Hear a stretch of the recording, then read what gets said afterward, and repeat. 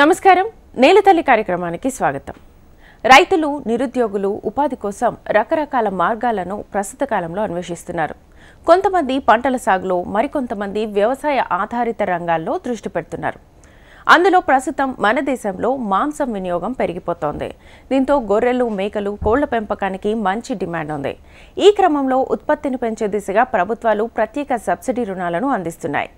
అందులో భాగంగా కేంద్ర ప్రభుత్వం ప్రకటించిన నేషనల్ లైవ్ స్టాక్ మిషన్ పథకం ఏంటి, సబ్సిడీ రుణాలను పొందడానికి అర్హతలేంటి, అందుకు సంబంధించిన విధి విధానాలపై మాట్లాడడానికి ఈ రోజు లైవ్లో మిత్రా ఫౌండేషన్ అధ్యక్షులు నిమ్మల రామచంద్రయ్య గారు సిద్ధంగా ఉన్నారు. జీవాల పెంపకానికి సంబంధించి ప్రభుత్వ పథకాలపై మీకేదైనా సందేహాలుంటే స్క్రీన్పై కనిపించే నెంబర్స్కి కాల్ చేసి మాట్లాడొచ్చు. నమస్తే అండి. నమస్తే అండి. సో ప్రస్తుతం అయితే జీవాల పెంపకానికి చాలా డిమాండ్ ఉంది. ఇందుకోసం ప్రధానంగా ఎలాంటి పథకాలు అమల్లో ఉన్నాయి? అందరికీ నమస్కారం, శుభోదయం. మన హెచ్ఎంటీవీ రైతాంగానికి మరియు హెచ్ఎంటీవీ యొక్క యాజమాన్యం వారందరికీ కూడా మా మిత్రా ఫౌండేషన్ తరఫున ఆర్థిక శుభాకాంక్షలు తెలియజేస్తున్నా. మీరు అడిగినట్టు మేడం, ఈరోజు తెలంగాణలో కానీ, ఆంధ్రలో కానీ, యావత్ ఇండియాలో కానీ, విదేశాలలో కూడా ఈరోజు మన తెలంగాణలో ఉత్పత్తి అవుతున్న మాంసం గురించి చెప్పాలంటే చాలా అధిక డిమాండ్ ఉందని చెప్పొచ్చు. ఓ రకంగా కరోనా తర్వాత మనం డాక్టర్స్ కూడా అనేక ఈ మాంస ఉత్పత్తులని తీసుకోవడానికి ప్రోత్సహించారని కూడా చెప్పొచ్చు. కాబట్టి మనం ఈ తెలంగాణలో మామూలుగా అలవాటు ప్రకారం కూడా కొద్దిగా మాంసకృతులు తీసుకోవడానికి ఎక్కువ రైతాంగం కానీ, తర్వాత హైదరాబాద్ నగరాలలో ఉండేవారు కూడా ఎక్కువ ఆసక్తి చూపిస్తారని చెప్పొచ్చు. ఎందుకు అంటే ఆరోగ్యరీత్యా ఒకటి, అలవాటు రీత్యా కూడా ఒకటి. కాబట్టి మనకు తెలంగాణలో ముఖ్యంగా చెప్పాలంటే కొన్ని రాష్ట్రాలలో ఇప్పుడు నార్త్ని సౌత్ని కనుక మనం పోల్చుకుంటే నార్త్ ఏరియాలో ఈ యొక్క మాంస తీసుకునే అలవాటు తక్కువ ఉందని చెప్పొచ్చు. సౌత్కి వచ్చే వరకు ఎక్కువ అలవాటు కూడా ఉంది. కాబట్టి దానికి అనుగుణంగా మన సౌత్లో కూడా మనం అనుకున్న దానికన్నా ఉత్పత్తిలో కూడా ముందంజలో ఉన్నాం. ఇంకా ఎక్కువ ఉండాల్సిన అవసరం కూడా ఉంది. ఎందుకంటే మనం తీసుకునే ఆహారం ఒకటే కాకుండా భవిష్యత్తులో ఎగుమతి చేయడానికి ఇతర రాష్ట్రాలకు, ఇతర దేశాలకు ఎగుమతి చేయాల్సిన అవసరం, నాణ్యమైన ఉత్పత్తిని తయారు చేసి రైతాంగం ఇవ్వడానికి అవసరం కూడా ఉంది. కాబట్టి ఆ కోణం మీద భారత ప్రభుత్వం అనేక పథకాలని రాష్ట్ర ప్రభుత్వాలతోటి కలిసి సమన్వయంగా అమలు చేస్తుందని కూడా చెప్పవచ్చు. మంచి రోజులైతే వాస్తవంగా రైతాంగానికి మంచి డిమాండ్ ఉంది, ఉపయోగం కూడా ఎక్కువ ఉన్నది. ఓకే, సో పథకాల గురించి వాళ్ళకి తెలియాలి అంటే అసలు ఏం చేయాలి? ఎలాంటి పథకాలు ఉన్నాయి, ఎప్పటి వరకు అమల్లో ఉంటాయి అవి? వాస్తవంగా పథకాల గురించి చెప్పాలంటే రాష్ట్ర ప్రభుత్వాలు, కేంద్ర ప్రభుత్వాలు సమన్వయం చేసుకొని కొన్ని పథకాలు అమలు చేస్తున్నాయి ఈరోజు వరకు. అలాంటి పథకాలు ముఖ్యంగా ఇప్పుడు నేషనల్ లైవ్ స్టాక్ మిషన్, పశుక్రాంతి పథకాలు ఒక్కొక్క రాష్ట్రాలలో ఆ రాష్ట్ర ప్రభుత్వాలకు సంబంధించిన ప్రభుత్వాలు వాళ్ళ పేర్ల మీద ఈ పథకాలు అమలు చేస్తున్నారు. కానీ అన్నిటికీ కేంద్ర ప్రభుత్వం ఈ మధ్యకాలంలో చెప్పాలి అంటే ఒక పథకాన్ని నేషనల్ లెవెల్లో నేషనల్ లైవ్ స్టాక్ మిషన్ అంటే డైరీకి ఒకటి, పౌల్ట్రీకి, షీప్ గోట్కు, ఇట్లాంటి పథకాలను పిగ్రీ డెవలప్మెంట్కి సంబంధించి కూడా ఇట్లాంటి పథకాలను అన్నీ సమన్వయం చేస్తూ సమీకృతంగా కొన్ని పథకాలు తీసుకురావడం జరిగింది. దాదాపుగా ఈ మధ్యకాలంలో ఇది 2021లో ముఖ్యంగా చెప్పాలంటే ఈ పథకం ప్రారంభోత్సవం జరిగింది. ఎందుకంటే ఈ పథకం మీద చాలా మందికి ఇటు రైతాంగానికి కానీ, తర్వాత ఇటు బ్యాంక్ అధికారులకు కానీ కొద్దిగా అవగాహన లేకపోవడం కూడా ఎక్కువ ఇది ముందుకెళ్ళలేదని చెప్పవచ్చు. అందులో భాగంగా ఈరోజు మనకు హెచ్ఎంటీవీ ద్వారా రైతాంగానికి, ఇటు బ్యాంక్ అధికారులు కానీ, ప్రభుత్వ, రాష్ట్ర, కేంద్ర ప్రభుత్వ అధికారులకు కూడా మా యొక్క రిక్వెస్ట్ ఏంటంటే చాలామంది డిమాండ్ అవుతుంది ఈ పథకం అమలు చేసుకోవడానికి. రాబోయే రోజులలో తర్వాత అవగాహన కల్పించాల్సిన అవసరం ఉంది. కేంద్ర ప్రభుత్వం అయితే దీనికోసం ప్రత్యేకంగా అవగాహన కల్పించడానికి కూడా కొన్ని కోట్ల రూపాయల బడ్జెట్ అంటే state level monitoring committees, district level monitoring committees, awareness కార్యక్రమాలు చేయడానికి కూడా ఈ కార్యక్రమంలో ఉన్నది. వాస్తవంగా దీన్ని ఇంకెక్కువ మొత్తంలో ప్రభుత్వమే బాధ్యతగా తీసుకొని అవగాహన కల్పిస్తే ఇంకా చాలా బాగుంటుందని చెప్పొచ్చు. మాలాంటి స్వచ్ఛంద సేవా సంస్థల ద్వారా మేము అవగాహన కల్పించగలడం మాత్రమే పాత్ర తీసుకోగలుగుతాం. ఇంప్లిమెంటేషన్ కాడికి వచ్చే వరకు మాదంతా బాధ్యత ఉండదు. ఎందుకంటే ప్రభుత్వం దీన్ని ఎక్కువ బాధ్యత తీసుకొని అమలు చేయాల్సిన అవసరం ఉంటుంది. మాదేంటంటే మేము ముఖ్యంగా మిత్రా ఫౌండేషన్ ద్వారా మేము తెలంగాణ, ఆంధ్రప్రదేశ్లో మేము 35 FPOs ఏర్పాటు చేయడం, అందులో రైతులు 25,000 మంది సభ్యులు కావడం, వాళ్ళ అవసరాల తగ్గట్టుగా మా సభ్యులకు ఎవరికైతే అవసరం ఉందో వాళ్ళకు మేము ఇది ఏర్పాటు చేయాలన్న ఉద్దేశంతో ఎక్కువ అవగాహన కల్పించడం జరుగుతుంది. వారికి సంబంధించిన అప్లికేషన్స్ కూడా ప్రత్యేకంగా మా దగ్గర ఉన్న టెక్నికల్ టీమ్ తోటి కానీ, CA వాళ్ళతోటి రిపోర్ట్లు ఇవన్నీ తయారు చేయించి వాళ్ళకి అందుబాటులో తీసుకురాగలుగుతున్నాం. అందులో భాగంగా మనం కూడా ఈ పథకాన్ని ముఖ్యంగా అర్థం చేసుకోవాలి, అవగాహన చేసుకోవాలి. రాష్ట్ర ప్రభుత్వ కేంద్ర ప్రభుత్వ అధికారులను కూడా కలిసి వాళ్ళకి గైడ్లైన్స్ గురించి వివరించి బ్యాంకు దగ్గర కూడా మనం ఆ బ్యాంకు మేనేజర్ల సలహా సూచనలు తీసుకొని ఈ పథకాన్ని అమలు చేసుకోవాల్సిన అవసరం అయితే ఉంది. ఓకే, ఈ పథకం ద్వారా రైతులకు ఎంతవరకు సబ్సిడీ వస్తుంది అసలు? వాస్తవంగా చెప్పాలంటే ఈ పథకం పౌల్ట్రీకి సంబంధించి 25 లక్షల లోను 25 లక్షల సబ్సిడీ ఉందండి. మరి షీప్ గోటుకు సంబంధించి గొర్రెలు మేకలు పెంపకాలకు సంబంధించి కూడా ఒక 50 లక్షలు రుణము 50 లక్షలు సబ్సిడీ ఉన్నది. మరి ఈ పిగ్రీ డెవలప్మెంట్ సంబంధించి కూడా ఒక 30 లక్షల లోను 30 లక్షలు రుణం కూడా ఉంది. దాంతోపాటు ఫాడర్ డెవలప్మెంట్ సంబంధించి కూడా ఏదైతే ఈ జీవాలకు సంబంధించిన ఈ పచ్చిగడ్డి మేతకు సంబంధించి కూడా ఒక పథకం ఉంది. తర్వాత వీటికి సంబంధించిన ప్రాసెస్ చేసుకోవడానికి కూడా దానకు సంబంధించి దానా కేంద్రాలు ఏర్పాటు చేసుకోవడానికి కూడా ఒక 25 లక్షల రుణము 25 లక్షల సబ్సిడీ కూడా ఇందులో ఉంది. దీన్ని బేస్ చేసుకునే విధానం ముందు ఫస్ట్ పౌల్ట్రీకి సంబంధించి 25 లక్షల రుణము 25 లక్షల సబ్సిడీ. అందులో మనం ఎంత హ్యాచరీ పెట్టుకోవాలి అవంతా కూడా గైడ్లైన్స్లో చాలా క్లియర్గా పొందుపరచడం జరిగింది. అదే రకంగా మన మేకలు గొర్రెలకు సంబంధించి కూడా ఏ రకం వెరైటీ తీసుకోవాలి, తర్వాత ఎంత సైజు తీసుకోవాలి. ఒకప్పుడు 2021లో ఈ పథకం వచ్చినప్పుడు గొర్రెలకు సంబంధించి మేకలకు సంబంధించి 500 గొర్రెలు లేదా మేకలు ఈ ఫీమేల్కి సంబంధించి అంటే ఆడై, తర్వాత రెండోది వచ్చేసి మగకు సంబంధించి 25 పోతులు ఉండాలి అనేది ఒక కాన్సెప్ట్ మీద 25 లక్షల సబ్సిడీ 50 లక్షల రుణము 50 లక్షలు సబ్సిడీ కింద కేటాయించారు. అందులో షెడ్ వస్తుంది, మిషనరీ వస్తుంది, షీప్ గోడ్స్ వస్తాయి, ఇవన్నీ కలిసి ఉంటాయి. దానికి సంబంధించిన వర్కింగ్ క్యాపిటల్ ఏమేమి ఉంటుంది ఇవన్నీ కూడా ఉంది. కానీ ఇందులో ఎక్కడ కూడా ల్యాండ్ అనేది ఎలిజిబిలిటీ లేదు. ఈ షెడ్ కట్టుకోవడానికి ఇవంతా కూడా ఎలిజిబిలిటీ ఇచ్చారు. అప్పుడు వచ్చిన గైడ్లైన్స్లో ఇంత పెద్ద ఎత్తున 500 గొర్రెలు పెట్టుకోవాలంటే చిన్న సన్న రైతులకు ఇబ్బంది అవుతున్న ఉద్దేశంతో మళ్ళా ప్రభుత్వం ఈ డిసెంబర్ 12 తారీఖు రోజున 2022 రోజున ఒక చిన్న మార్పు తీసుకురాగలిగింది. అంటే ఒక 100 గొర్రెలు ఫిమేలు, ఒక 5 మొగై, ఇట్లా కలుపుకుంటే 100, 200, 300, 400, 500 వరకు కూడా ఈ పథకాన్ని అమలు చేయడానికి గైడ్లైన్స్లో చిన్న రూపకల్పన మార్పులు చేయడం జరిగింది. దాన్ని బట్టి చూస్తే అది చాలామంది రైతాంగానికి ఇటు బ్యాంకు అధికారులు అమలు చేయడానికి కూడా ఈ నూతనంగా వచ్చిన గైడ్లైన్స్ ప్రకారం చాలా అద్భుతంగా ఆ గైడ్లైన్స్ మార్పు చేయడం జరిగింది. ఇది అందరికీ అవగాహన కల్పించుకొని మన స్థానికంగా ఉండే బ్యాంక్ అధికారులను కలిసి ముందు ఒక బ్యాంక్ కాన్సెషన్ లెటర్ తీసుకొని ఆ కాన్సెషన్ లెటర్ ప్రకారంగా అధికారులను దగ్గరలో ఉన్న జిల్లా స్థాయిలో ఉన్న వెటర్నరీ డాక్టర్స్ను కానీ తర్వాత అక్కడ వెటర్నరీ ఆఫీసర్స్ని కానీ కలిస్తే మనకు కావాల్సిన సమాచారం అంతా ఉంది. ప్రతి మండలానికి ఇలా వెటర్నరీ అధికారులు డాక్టర్లు ఉన్నారు, ప్రతి జిల్లాల వెటర్నరీ ఆఫీసర్స్ ఉన్నారు. కాబట్టి మీరు వాళ్ళు వెళ్ళి కలవడం కానీ తర్వాత బ్యాంక్ అధికారుల ద్వారా ఈ సలహా సూచనలు తీసుకొని ముందుకు పోతే మాత్రం మీకు చాలా ప్రయోజనకరంగా ఉంటుంది. ఓకే, కాలర్ ఉన్నారు ధనుంజయ కర్నూలు నుంచి. నమస్తే అండి. ఇప్పుడు మీరు రైతులకు సబ్సిడీ గురించి మాట్లాడారు కదా, ఈ ప్రాసెస్లో యూనిట్ సైజు అలాగే విస్తీర్ణము వీటి గురించి చెప్పాలంటే ఏం చెప్తారు అసలు? యూనిట్ సైజ్ వచ్చేసి మామూలుగా పౌల్ట్రీకి సంబంధించి షీప్ గోట్కి సంబంధించి మనం వేరువేరుగా చూడాల్సిన అవసరం ఉంది. ఇప్పుడు మామూలుగా మన అందరూ తెలుసు రైతాంగానికి ఒక 2000 హ్యాచరీస్ కానీ తర్వాత 3000 హ్యాచరీస్ కానీ పెంచుకునేటప్పుడు ఎంత స్థలం ఉంటుంది అనేది గైడ్లైన్స్లో అయితే చాలా క్లియర్గా పొందుపరచడం జరిగింది. ఒక 3000 స్క్వేర్ ఫీట్స్ అని 5000 స్క్వేర్ ఫీట్స్ అని, అంటే మనం పెంచే ఒక 3000 పిల్లలకు ఇంత స్క్వేర్ ఫీట్ కావాలి, 5000 స్క్వేర్ ఫీట్కు ఇంత స్క్వేర్ ఫీట్ కావాలి అనేది ఒక పద్ధతి ఉన్నది. దాంతోపాటు ఒక 100 గొర్రె పిల్లలకు పెంచేటప్పుడు 1 ఎకరం, 200 గొర్రె పిల్లలకు 2 ఎకరాలు, అట్లా 500 గొర్రె పిల్లల వరకు ఒక 5 ఎకరాలు కూడా దీనిలో పొందుపరచడం జరిగింది. ఆ ల్యాండ్కి సంబంధించి కూడా మన సొంత ల్యాండ్ ఉండొచ్చు లేదా మనం లీజ్ ల్యాండ్ కూడా తీసుకోవచ్చు. అంటే ఉదాహరణకు ఇప్పుడు మా నాన్న పేరు మీద ల్యాండ్ ఉంది, నా పేరు మీద ల్యాండ్ లేదనుకుందాం ఎగ్జాంపుల్. మా ల్యాండ్ దగ్గర నుంచి నేను ల్యాండ్ లీజ్ తీసుకున్నట్టుగా ఒక డాక్యుమెంట్ అనేది మనం లీజ్ డాక్యుమెంట్ క్రియేట్ చేసుకోవాలి. అది మనం బ్యాంక్ అధికారులు అడుగుతారు, మీ సొంత ల్యాండా లేకపోతే మీ పేరెంట్స్దా లేకపోతే వేరే వాళ్ళ దగ్గర నుంచి మీరు లీజ్ తీసుకురా అనేది. ఆ సైజ్ అనేది విస్తీర్ణంకి సంబంధించి అయితే ముఖ్యంగా మనం ఈ ప్రాజెక్ట్ రిపోర్ట్లోనే చాలా క్లియర్గా ఉంటుంది. వాళ్ళు బ్యాంక్ అధికారులు దానికి అడిగినప్పుడు మనకు ఆ విధంగా కావాల్సిన డాక్యుమెంట్స్ అన్ని కూడా మనం షో చేయాల్సి ఉంటుంది. ఓకే, కాలర్ ఉన్నారు ధనుంజయ కర్నూలు నుంచి. నమస్తే అండి. Hello hello madam. నమస్తే అండి, మాట్లాడండి, మీ డౌట్ ఏంటో అడగండి. అదే మేడం,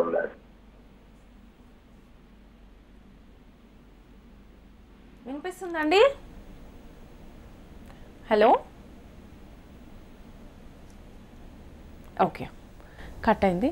సో ఇప్పుడు మనం ఈ పథకం గురించి అసలు ఏం తెలీదు, ఎవరు దరఖాస్తు చేసుకోవాలి, ఎవరికి అర్హత ఉంటుంది అనే డౌట్స్ ఉంటాయి.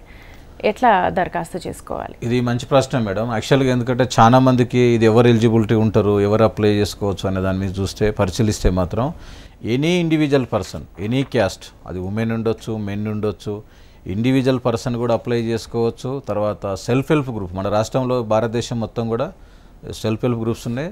ఈ సెల్ఫ్ హెల్ప్ గ్రూప్స్ సంబంధించిన లీడర్లు కానీ సభ్యులు కానీ ఎవరైనా కూడా అప్లై చేసుకోవచ్చు. దాంతోపాటు జాయింట్ లయబిలిటీ గ్రూప్, జేఎల్జీస్ గ్రూప్స్ ఉన్నాయి. వీటితో పాటు ప్యాక్స్ ఉన్నాయి, ప్రైమరీ అగ్రికల్చర్ కోఆపరేటివ్ సొసైటీస్ ఉన్నాయి. మరియు ఎఫ్పిసి అండ్ ఎఫ్పిఓస్ కూడా ఉన్నాయి. అంటే మ్యాక్స్ యాక్ట్ కింద చేసుకున్నవన్నీ కూడా మనం ఎఫ్పిఓ అంటున్నాం. కంపెనీ యాక్ట్ కింద చేసుకున్నవి కూడా అన్నీ ఎఫ్పిసి అంటున్నాం. మరి ఇంకొకటి సెక్షన్ 8 కంపెనీకి సంబంధించి కూడా ప్రైవేట్ లిమిటెడ్లో కూడా సెక్షన్ 8 కంపెనీస్ ఉన్నాయి. అంటే అందరికీ అవకాశం ఉందని చెప్పొచ్చు. ఎవరైనా ఎనీబడి అప్లై చేసుకోవచ్చు. అంటే కొన్ని లైక్ సొసైటీస్, ట్రస్ట్స్ కొన్ని ఇట్లాంటి మాత్రం అవకాశం లేకపోవచ్చు.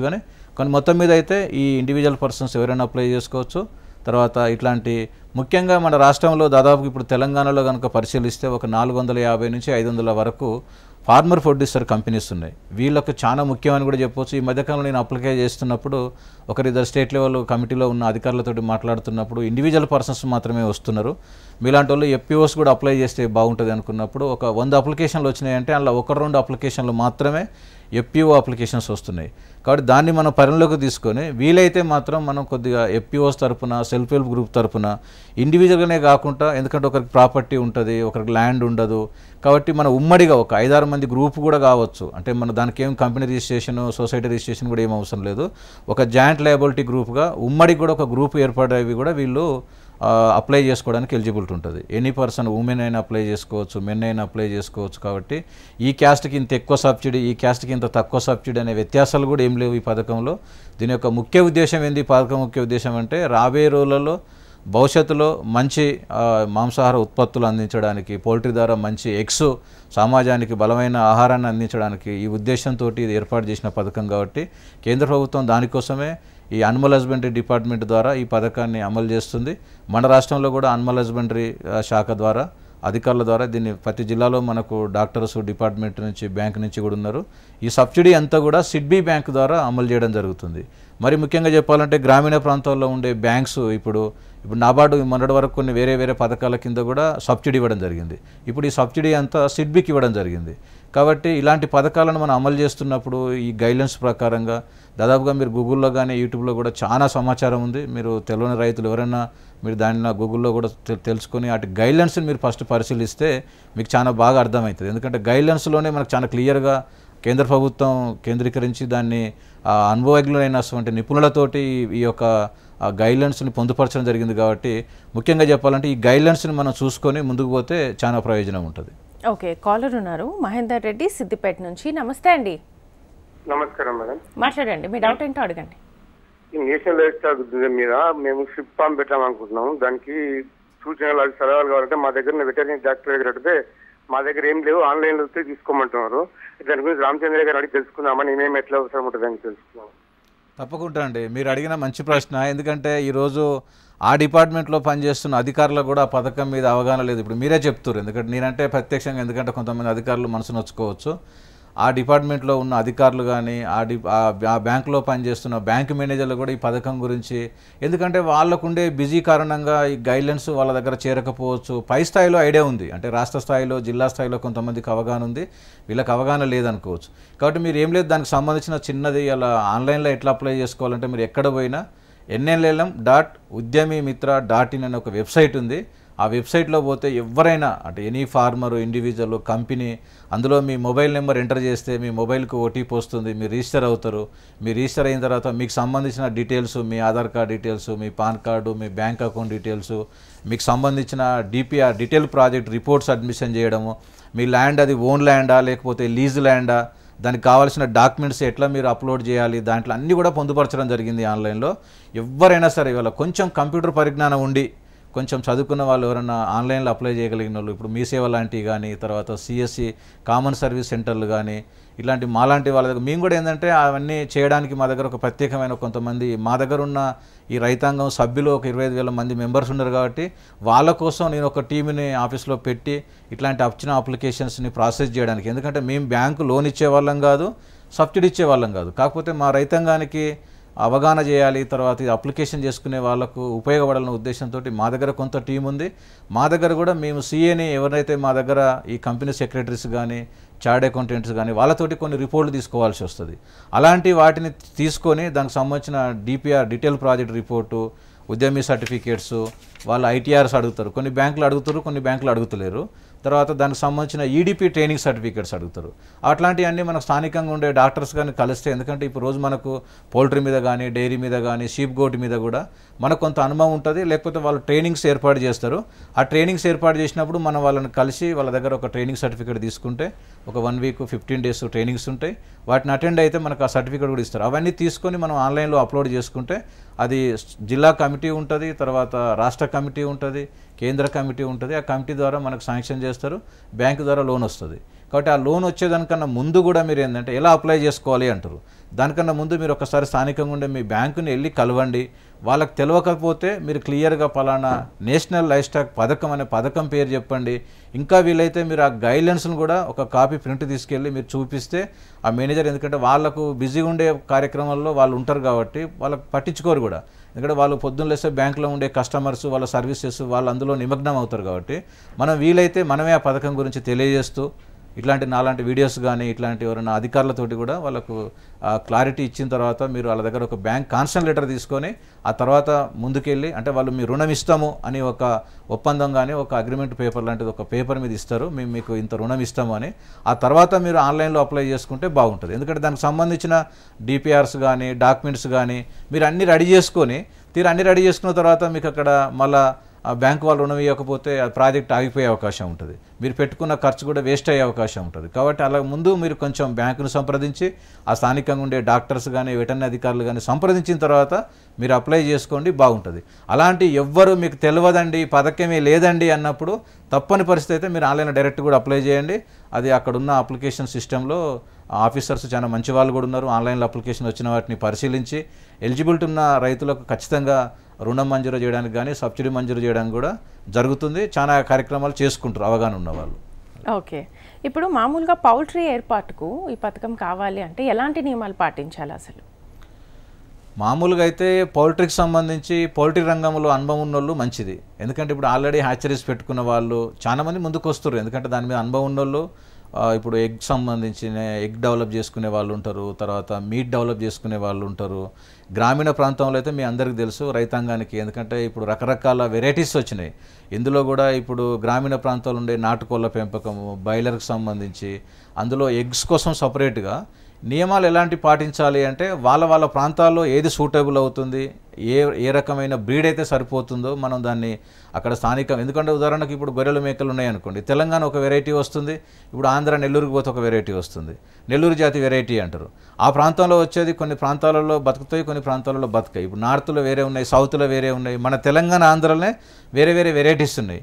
అవి ఎలాంటి పాటించాలి, ఎలాంటి బ్రీడ్ తీసుకోవాలనే దానికి మీకు దాదాపుగా తెలుసు. ఎందుకంటే మన ప్రాంతంలో ఇప్పుడు గేదెలకు సంబంధించి అయినా, తర్వాత కోళ్ళకు సంబంధించి అయినా, పందులకు సంబంధించిన గొర్రె మేకలకు సంబంధించి అయినా మీ ప్రాంతంలో మంచిగా బతకగలిగేటువంటి ఏదైతే బ్రీడ్ వెరైటీ ఉందో వాటిని మీరు తెలుసుకొని అక్కడ స్థానికంగా ఉండే వెటర్నరీ అధికారులను కూడా మీరు సంప్రదిస్తే మన ప్రాంతంలో బాగా బతకగలిగినది, దానికి సంబంధించిన దాన కూడా తక్కువ ఖర్చులో నాణ్యత నిలబడగలిగిన బతకగలిగినటువంటి జీవరాశులని మనం వాటిని దృష్టి కేంద్రీకరించి తీసుకుంటే మాత్రం బాగుంటుందని చెప్పొచ్చు.